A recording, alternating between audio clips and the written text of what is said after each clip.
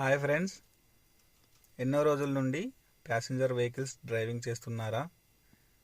ఎన్నో ఇబ్బందులు చాలని సాలరీలతో జీవితం గడుపుతున్నారా?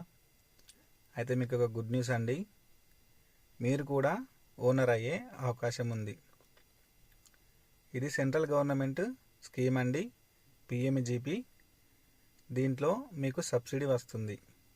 ఏ వెహికల్స్కి సబ్సిడీ వస్తుందని మనం చూసినట్టయితే టూర్స్ అండ్ ట్రావెల్స్ బస్ కానీ, స్కూల్ బస్ కానీ, జీప్, కార్, టాటా ఏసీ కానీ, ప్యాసింజర్ వెహికల్స్ ఏవైనా కానీ మీకు దీంట్లో అప్లై చేసుకోవచ్చండి.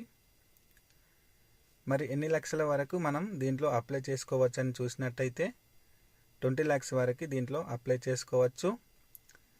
మరి బస్కి 30 lakhs అవుతుంది. మాకెంతవరకు సబ్సిడీ వస్తుందని మనం చూసినట్టయితే ఈ స్కీమ్లో 20 lakhs వరకే సబ్సిడీ వస్తుందండి. 20 lakhs పైన మనం తీసుకుంటే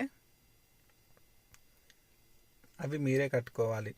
ఓకే అండి, ఇంతవరకు బాగానే ఉంది. మరి మనం ఏం చేసినట్టయితే ఈ స్కీమ్లో మనకు సబ్సిడీ వస్తుంది. ఫస్ట్ బ్యాంకు వెళ్ళండి. బ్యాంక్ మేనేజర్కి మీరు ఏ వెహికల్ అయితే తీసుకుంటారో ఆ వెహికల్ గురించి, ఈ స్కీమ్ గురించి చెప్పండి. మీ క్రెడిట్ స్కోర్ బాగుంటే మీకు లోన్ ఇస్తాం అని బ్యాంకు వాళ్ళు చెప్తారండి. మీరు అప్పుడు పిఎంజిపి పోర్టల్ నుండి మీరు ఏ వెహికల్ అయితే తీసుకుంటున్నారో ఆ వెహికల్కి అప్లై చేసుకోవచ్చు. దీంట్లో సబ్సిడీ చూసుకున్నట్టయితే అర్బన్లో 25%, రూరల్లో 35% సబ్సిడీ ఉందండి. ఓన్లీ జనరల్ కేటగిరీ వాళ్ళకి అర్బన్లో 15%, రూరల్లో 25% సబ్సిడీ ఉందండి.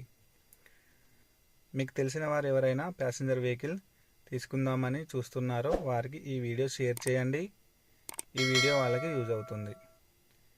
ఏమైనా డౌట్స్ ఉంటే కామెంట్ బాక్స్లో కామెంట్ చేయండి. Thank you.